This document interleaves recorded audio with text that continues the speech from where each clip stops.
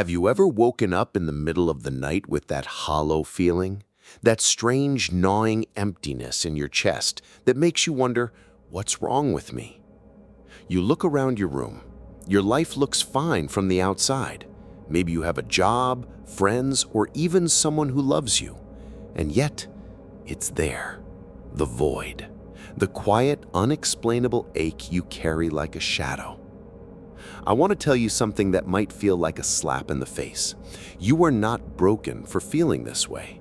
You are not alone. But you are also not as innocent as you think. The truth is, most of us live in a way that guarantees emptiness. We chase, we consume, we distract, and we avoid. And then we wonder why we feel like our lives don't mean anything. Nietzsche once said, "He who has a why to live can bear almost any how." And maybe that's the problem. You don't have a why. Or if you do, it's not truly yours. Pause for a second. Let that sink in. Think about your life right now. How much of what you do, the clothes you wear, the opinions you share, the career you pursue, even the people you love, is actually chosen by you? And how much of it is simply inherited, absorbed from family, society, culture, and social media? You are a product of 1,000 invisible hands molding you without your consent. And the result? An identity built on borrowed pieces. A self that doesn't feel solid because it was never forged in the fire of your own struggle. This is why you feel empty, not because something is missing, but because too much of what fills you isn't truly you.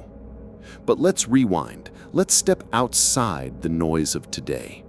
Imagine being in ancient Athens, walking among stone pillars and philosophers debating under the open sky. Plato believed that the soul was like a charioteer, struggling to guide two wild horses, desire and spirit, towards truth. Most people, he thought, let the horses drag them wherever they wanted. Very few learned to truly steer. And in many ways, nothing has changed. We are still pulled by wild horses, only now they take the shape of Instagram feeds, empty dopamine hits, endless comparison, the quiet terror of not being enough. Here's the uncomfortable truth. The modern world has mastered the art of feeding your horses while starving your soul. And yet, here you are, listening to this, because somewhere inside you, the charioteer is still alive. Let me tell you a story. In 1943, in the middle of a war that devoured millions, a man named Dietrich Bonhoeffer sat in a prison cell in Berlin. He had every reason to despair. He was cut off from his family, his freedom, his future. And yet, his letters from prison still radiate something that feels almost supernatural: clarity, strength, purpose. He wrote that the true measure of a person is not how they live when things are easy, but whether they can face suffering without losing themselves. Bonhoeffer had no illusions. He knew he might die. And still, he refused to let the void consume him. Now compare that to us. The smallest discomfort sends us scrambling for escape. A bad day, a harsh comment online, loneliness for a few hours, and suddenly we're drowning in distractions. Why?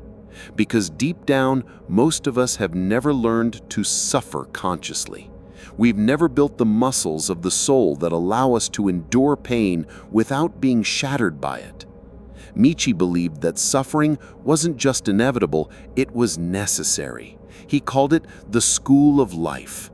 To him, those who tried to escape suffering only ended up weaker, emptier, more lost. But those who embraced it, who wrestled with it, were the ones who created something truly powerful.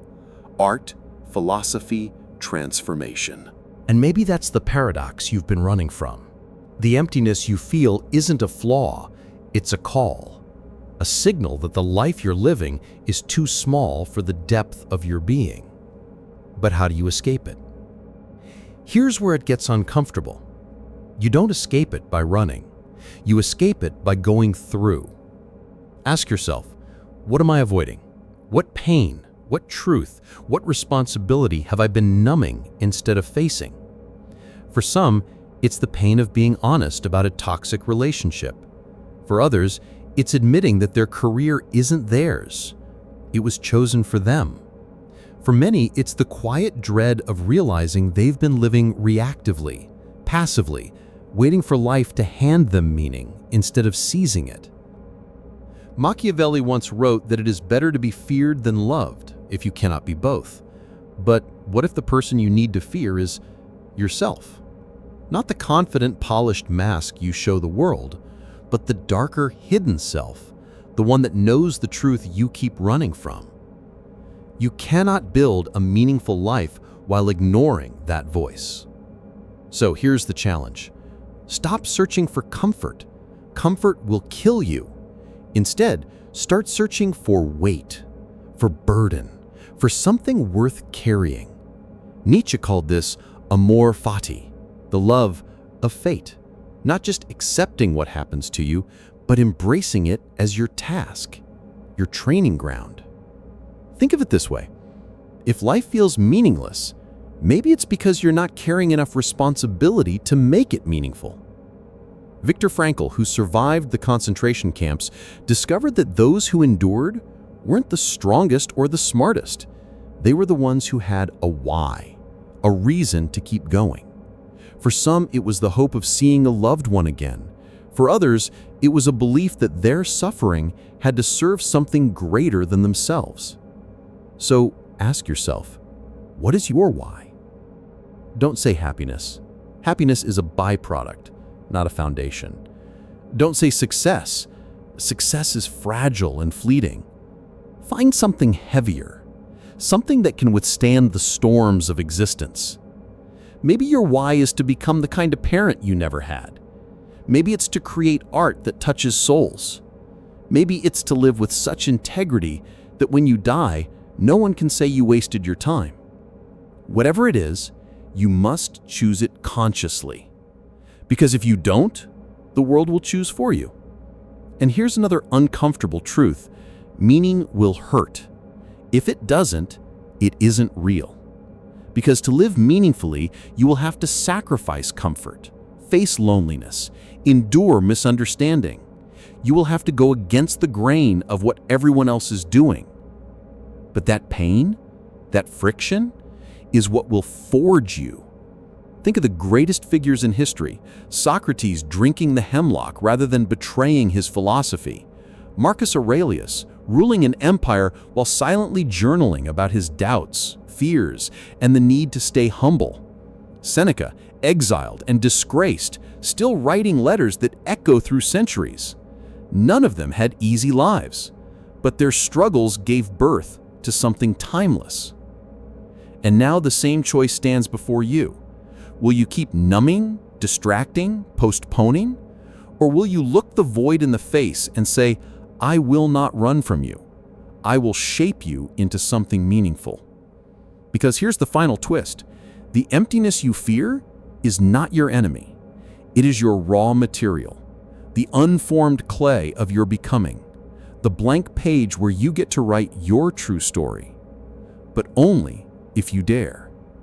So tonight, when the hollow feeling returns, and it will, don't reach for your phone or food or some other escape. Sit with it, ask it what it wants, and listen carefully. You might find that the void isn't here to destroy you, it's here to demand your awakening.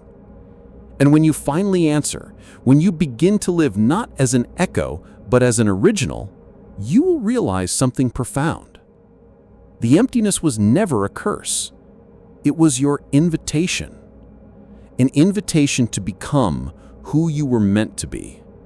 So, what will you choose?